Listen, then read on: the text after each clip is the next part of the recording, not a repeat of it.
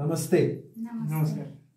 आज आनंद कुंज में मेरे साथ ये संगीता महाजन और उनके बेटे हैं।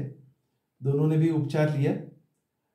इनको पेट में तकलीफ थी, लीवर में थोड़ा सा सूजन थी और पिछले 10 दिन में यहाँ पर आए थे। तो 10 दिन जब पहले आए तो क्या क्या तकलीफ हो रहा था? आई तब जलगांव से आई तब तो गाडी में शोकेस आई मराठीत गाडीत झोपून आणलेलं होतं।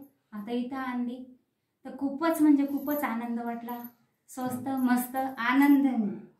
काय काय त्रास होत होता? मला पोटात त्रास होत होता आणि मला पाणी पण जात नव्हतं। नारळाचं पाणी पित होती तरी पण ते दुखतच होतं पोटात। पण इथं वॉमिट पण होत होत्या आणि 3 दिवसात मी ते जेवण द्यावून मागायला लागली होती। भूक लागत नव्हती, ती भूक लागायला लागली। भूक लागायला लागली।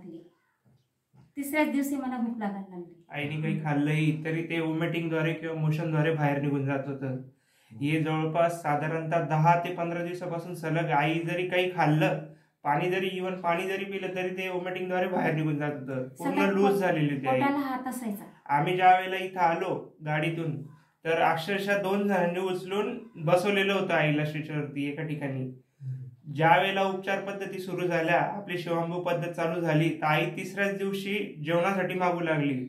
तर सरांनी सांगितलं होतं त्याप्रमाणे उपवास केले आईने 4 दिवस। 4 दिवसाच्या उपवासानंतर आई पूर्णपणे ठणठणीत बरी झाली आणि सांगितलेल्या पद्धतीनुसार, सरांच्या उपचार पद्धतीनुसार आईने उपवास पूर्ण करून नंतर थोडं लिक्विड आहार घेत चालली आई। आणि त्यानंतर आई आज पूर्णपणे ठीक आहे आणि काहीही दुखत नाही। यांचे व्यायाम पद्धती झाल्या, योगासने झाले, परत प्रार्थना झाल्या, लेक्चर झाले। या गोष्टी एवढ्या व्यवस्थितपणे आहेत की ते सगळं समजतं माणसाला आणि कुठेही असं नाहीये।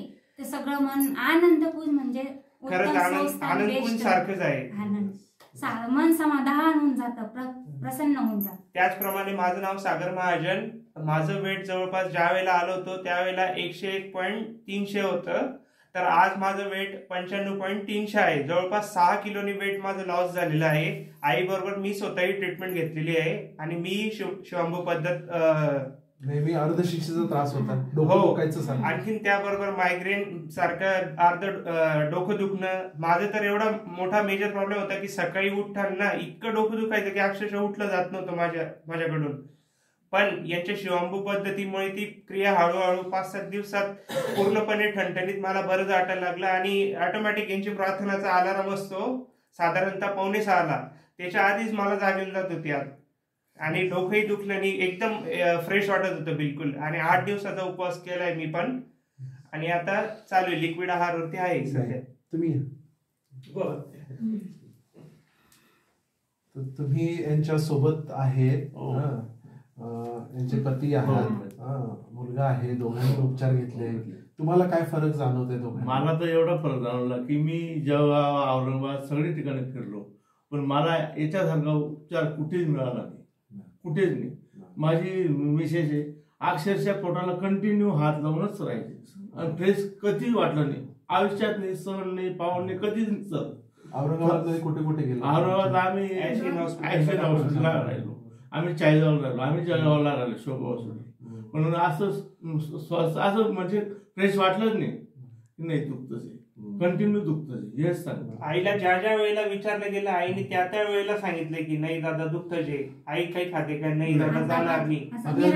चौथ्या दिवशीपासून चमत्कारच झाला। हो, तिसऱ्याच दिवशी, चौथ्या पण नाही, तिसऱ्याच दिवशी आई म्हणत दादा हे खाऊ शकते। शिवांबू उपवास केल्यानंतर हा रिझल्ट आहे। हो सर, हो बढिया। मला तर आज एवढा आनंद वाटला, खरंच जसा आनंद कुण आहे तसा आनंदात तुम्ही सगळे डॉक्टर असो, राजकुमार असो, दिदी असो किंवा कंपाऊंडर असो, सगळे आनंदाने काम करतात आणि इमानदारीने काम करतात, हेच महत्वाचं आहे। आणि प्रेमळ आहेत, खूप प्रेमळ आहेत।